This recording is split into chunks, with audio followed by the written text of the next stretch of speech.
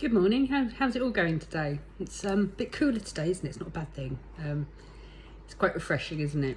I wanted to talk a little bit today. Something people ask me a lot is how do I tell the difference between my ego and my intuition? And it's a really, really good question. And most of us will run from our ego. And I don't mean that in a horrible sense, but we'll run from our ego until we learn what it is and what's actually happening. An ego keeps us on a loop. So what the ego does, it wants you to stay exactly the same, and it wants you to repeat the same cycle over and over again, because this is what feels comfortable and safe. It's because what we know, and the egoic mind wants to continue with that, because of course it ensures that we are safe and it ensures our survival.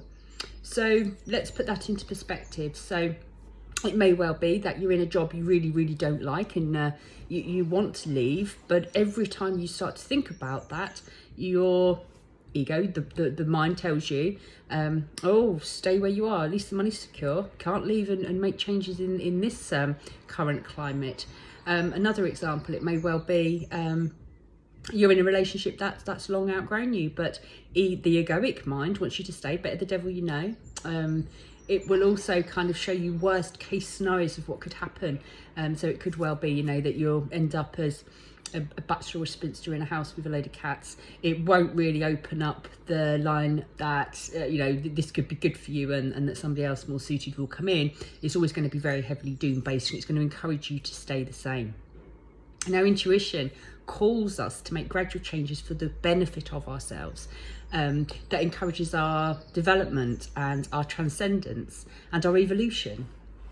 Consciousness can see past the cycles that human tends to get themselves into, and intuition will urge us to move beyond that. And let's put that into perspective. So it may well be that someone who's becoming self-aware and starts to realise the dynamic between the ego and the intuition, they might have the same scenario. Oh, I'd love to change my job.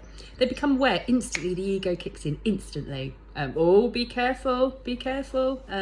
You've got a secure job. What on earth do you want to make waves for now? But intuition will be gentle, and it will say to you, well, have a look.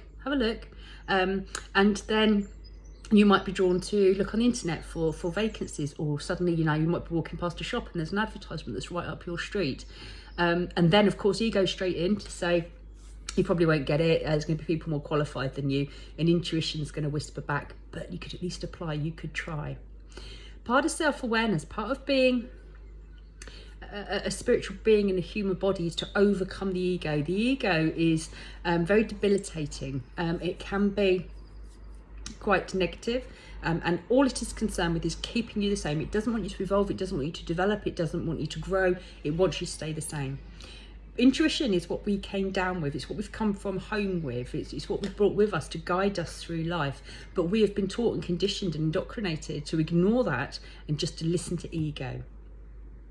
You'll know the difference when you're around people who are led by ego or are led by intuition. So I'll give you an example of that.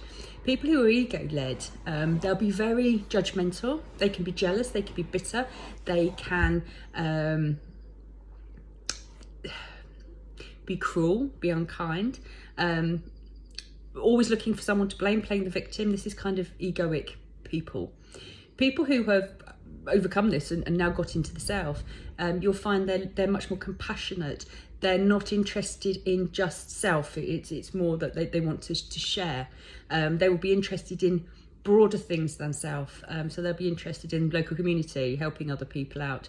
The need to sit and judge someone, it kind of leaves at that point. So intuition will always guide us to what is best for us, and ego will always try and keep us stuck in this loop, a repetitive cycle loop. Think about the ego as just that. Imagine a loop. It's got no beginning, no end. It just goes on and on and on. And I like to think of the intuition as more of a spiral. So try and visualize that. And the best way to do this is to start to watch yourself. I have been had the pleasure of working with many people over the years and teaching them this stuff. And when we become aware of the difference between ego and the true self, we're liberated. So you can start this today. If you're consumed by something, if you're having judgment, and there's no shame in admitting this. We all do. It's becoming aware of it and doing something with it that's the difference. So if you are in your state of judgment or blame, or a bit victimified, what's the alternative? What else could you do? The intuition speaks to us. It's subtle. It's like, I always say, it's a bit like mediumship. It's like a feather on the skin. And you've got to be aware, because ego is loud and intuition doesn't need to be. Intuition is like a soft whisper. So intuition, it's much harder for people who don't know this stuff to tap into it. We just think it's wishful thinking. Oh, that'd be nice, but I can't. Do you get what I'm saying? So it's about becoming self-aware and recognizing when you're in either state. Now, when we recognize we're in ego state, take a couple of seconds and sort that, align yourself. And this is a great way we can go from hate, judge, blame, and greed, another great ego trait. Ego never has enough. Intuition knows there's plenty to share. It's about checking yourself, and it's about them coming back into your natural alignment. As I said yesterday on the video, none of us are here by accident. We're here to learn this stuff. Unfortunately, it's not taught in school, college or university because it's deemed, frivolous, unnecessary. But it's these stuff that will be the building blocks towards this life we want to create, towards this new future we're going to create. So check yourself today. Now, if you find that you're in an ego place, what we don't want to do is start judging the self. We don't want to do that. So if you're aware, you're in a state of ego, be gentle with yourself, be kind. We speak so harsh to ourselves, and we wouldn't dream, most of us, especially hopefully, in the group, we wouldn't dream of speaking to others the way we speak to ourselves. And this balance needs addressing. I always like to say to people, it's time to become our own best friends. And by becoming aware of our thoughts and where we are, and if we're in alignment, this is a good shot towards certainly living more from the soul, from intuition, than from the ego. Any questions on that, I'll be glad to help you. Just a quick snippet. So I'll leave you to mull that over, and have a great day.